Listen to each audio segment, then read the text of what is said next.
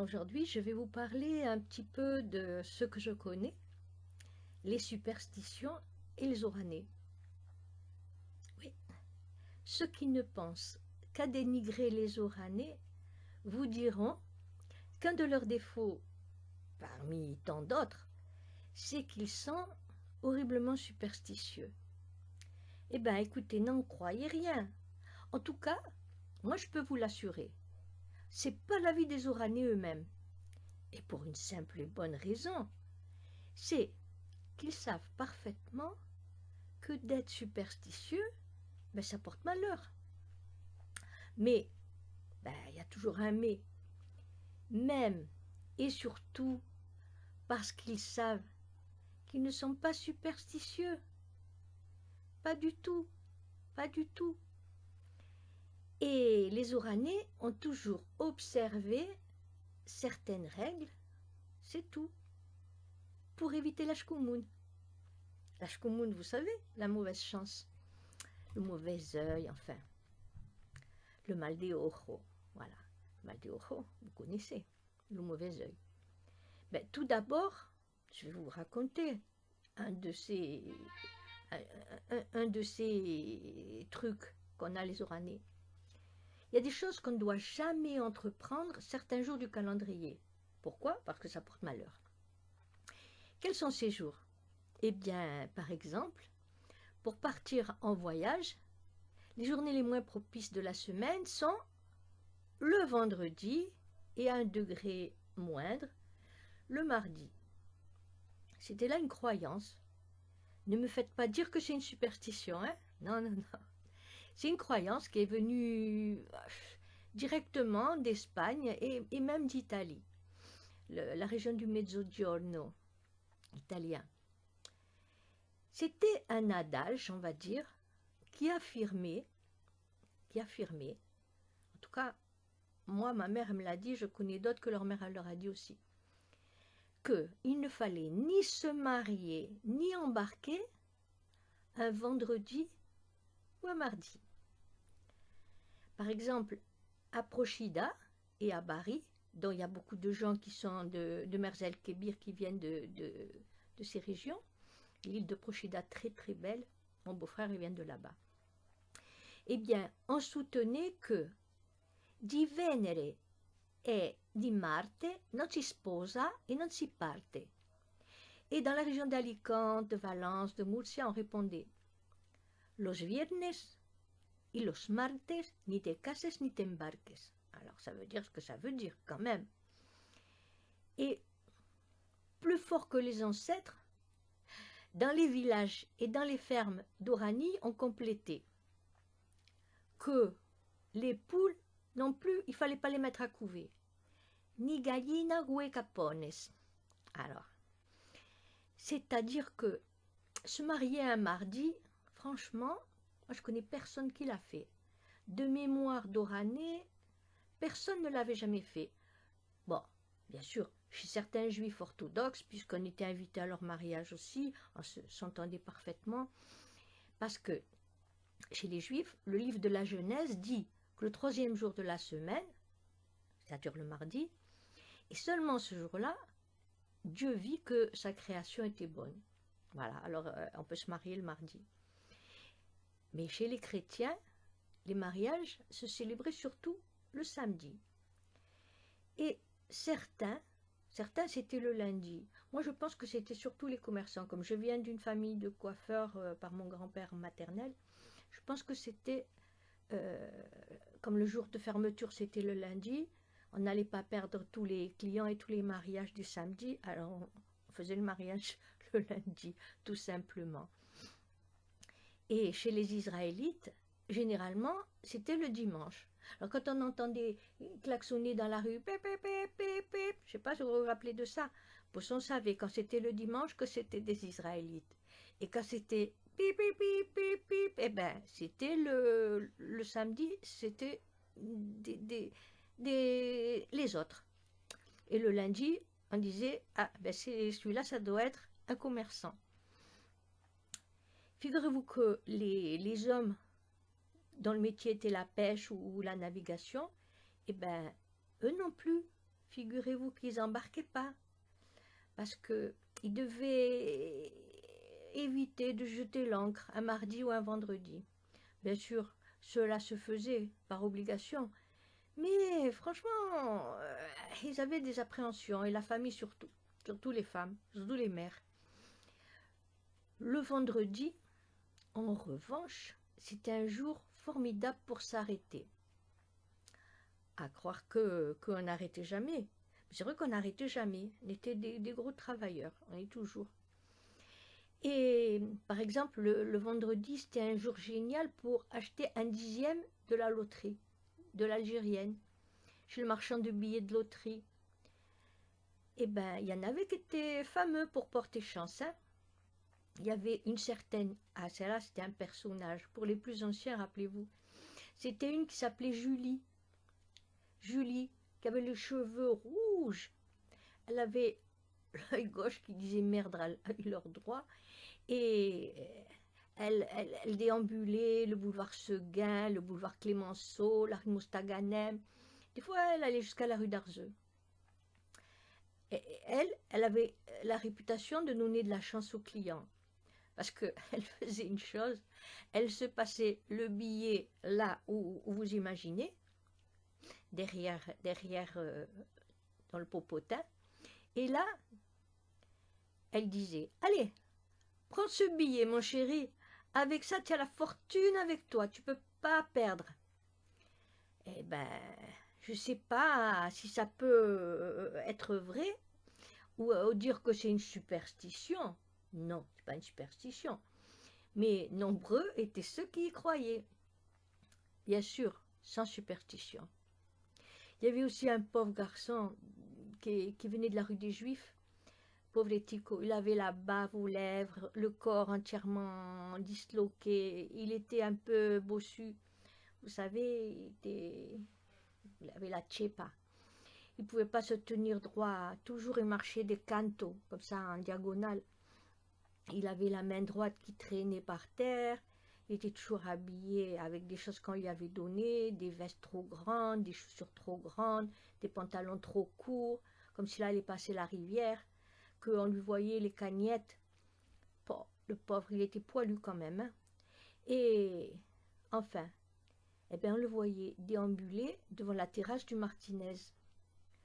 Franchement, on aurait dit plus un mendiant qu'un vendeur de loterie. Et les clients lui prenaient de temps à autre un des dixièmes qu'il avait, qui était épinglé sur son revers. Mais ne croyez pas que c'était pour avoir la chance des bossus. Non, quand même. Ça serait de la superstition. Mais comme je vous ai dit qu'on n'était pas superstitieux, c'était seulement parce que ce pauvre garçon, il nous faisait de la peine. Enfin, pour les anciens, je ne sais pas si vous avez connu un de ces vendeurs qui était très, très, très fameux. Il avait le monopole de la vente des billets à la marine. Vous vous rappelez de Vidal? C'était un brave garçon, paraplégique. Tout le monde l'aimait. Et dans les années 40, il avait pris un espèce de grand cube en bois tout pourri, là. Il n'avait rien écrit dessus. Et ça lui servait comme de comptoir, d'étal pour vendre ses billets. Et là, derrière, il trônait. Et jamais, un seul jour, il a manqué. Il était à la porte du café Albert, place de la République. Il n'a jamais manqué, pas un jour, jusqu'au départ du dernier des clients en 62. Alors, vous allez me dire encore qu'on achetait des billets chez lui par superstition? Bon, pas du tout, pas du tout. Simplement parce qu'on avait bon cœur. On croyait que si on achetait un infirme, la chance, eh ben, elle est obligée de venir nous apporter une compensation, non? Mais la chance est capricieuse. Même si on prenait les précautions que les gens superstitieux, par exemple, prennent, qu'on allait un vendredi 13, ou qu'on croisait les doigts, ou qu'on avait acheté une série de dixièmes sans qu'aucun de ceux-ci, eh ben, ne se ressemble, ou des dates que nous portaient bonheur. Mais si jamais, après avoir pris toutes ces précautions, il n'y en avait aucun qui avait gagné, eh ben, on s'en prenait à qui? à Vidal. Tiens, Vidal, même pas un remboursable. Pourquoi je continue à t'acheter des billets à toi? Toi qui m'apportes rien du tout, tu m'apportes que la malapata. La malapata, c'est pas de chance.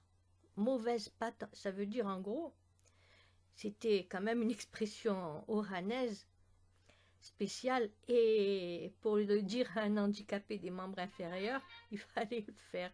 Mais on ne le faisait pas méchamment, pas du tout. C'était sans cruauté, c'était juste une façon de parler. Eh bien, il y avait aussi des jours du calendrier que c'était quand même spécial. Tout le monde ne le faisait pas, mais quand même, j'ai vu sur mon groupe Facebook qu'il y en a qui ne connaissent pas ça. Mais à Oran, il y a beaucoup de gens qui le faisaient. Par exemple, le jour des morts, le lendemain de la Toussaint, ce jour-là, aucun bateau de pêche ne sortait du port. Et les vieux marins racontaient du côté de la Calère que ceux qui avaient enfreint cette règle, eh ben, ils avaient ramené dans leur filet des crânes et des ossements. Le long du quai Lamoun et du pilotage, comme sur les pannes du Dock 5, on y croyait dur comme fer en tout cas. Hein. Et vous n'y croyez pas, bien sûr, surtout aujourd'hui qu'on ne croit plus à rien, à grand-chose.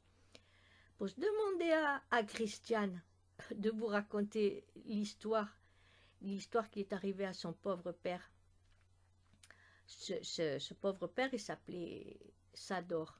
C'est le diminutif de Salvador. Parce que lui, il ne croyait pas à tout ça. Et lui, il croyait qu'il fallait qu'il donne à manger à sa famille, qu'il fallait qu'il sorte.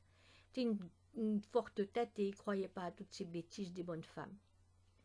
Bon, il est sorti, malgré que la mer, elle était brune et tout, et se retrouve tout d'un coup au milieu d'une mer noire, au milieu d'une brume pas possible, et avec un silence. Bon, les deux, ils avaient quand même miedo, hein. Et tout d'un coup, ils prennent quelque chose. Bon, quelque chose qui pesait, qui avait l'air gros. Bon, j'étais content presque. Il tire à deux, et vas-y, et vas-y, et vas-y. Et vinga que je tire, et vinga que je tire. Et tout d'un coup, qu'est-ce qu'il voit? En remontant le filet, le filin, il voit une sorte de forme allongée au reflet jaune et verdâtre. Ay, que miedo, que susto! Un fantôme venu des profondeurs. Pouf! Il lâche vite, pris de panique, il lâche le filet et il rentre au port à toute vitesse avec le moteur à fond. Bien sûr, plus tard, quand ils ont réfléchi, le bon Sador, il pensa que c'était sûrement une vieille nasse à langouste abandonnée et couverte d'algues que leur hameçon avait accrochée. Enfin, superstitieux ou pas, il n'eut jamais la certitude absolue. Et chez elles, les femmes, les ménagères, eh ben, ce même jour, ce jour-là, elles recouvraient leur lit dès les premières lueurs de l'aurore avec le plus beau drap qu'elles avaient brodé pour leur trousseau de mariée, parce qu'avant, on se préparait le trousseau pour le mariage, et le couvre-lit blanc que la grand-mère avait fait au crochet, et qu'on sortait seulement pour les naissances, ou pour les morts aussi, des fois, quand on venait veiller. Les Oranais, plus forts que les dieux-lards des Romains et le culte des anciens des Japonais.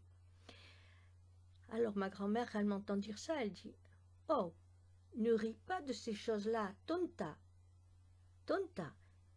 Je vais te dire une fois qu'est-ce qui est arrivé. » Et c'est comme ça que commencent toutes les légendes, par une histoire qui est soi-disant vraie. Eh bien, une femme qui riait elle aussi, le jour des morts, eh bien, exprès, elle n'a pas fait son lit. Pour son revenant du marché, elle a entendu un gros soupir dans la chambre. Elle est rentrée en courant et elle a vu, étendue sur le lit, qu'elle n'avait pas fait, sa fille qui était morte 2 mois avant. Ah, et le sousto qu'elle a eu, Parce que de la peur, elle est tombée raide, sans vie. Tu vois? Mais moi, je ne voyais rien du tout parce que je me demandais comment cette pauvre femme avait pu faire savoir aux voisines, parce que c'est les voisines qui l'ont raconté, de quoi elle était morte et qu'elle avait vu sa fille. Voilà. Bon, des histoires comme ça, j'en ai d'autres à vous raconter. Des histoires qui sont issues de certains petits journaux de chez nous, comme l'Écho de l'Oranie. Et ce sera pour la prochaine fois. Mais vous aussi, vous avez sûrement de très jolies histoires à me raconter, ou des recettes de cuisine, ou bien notre histoire, notre véritable histoire. N'hésitez pas, Algérois, Constantinois, les gens de Moustaganem, les gens de Merzel-Kébir, les gens d'Oran, les gens de partout. Envoyez-nous votre enregistrement. N'ayez pas honte. C'est pour la postérité, pour transmettre à nos enfants un petit peu qui nous étions, qu'ils soient fiers de savoir d'où ils viennent. À bientôt.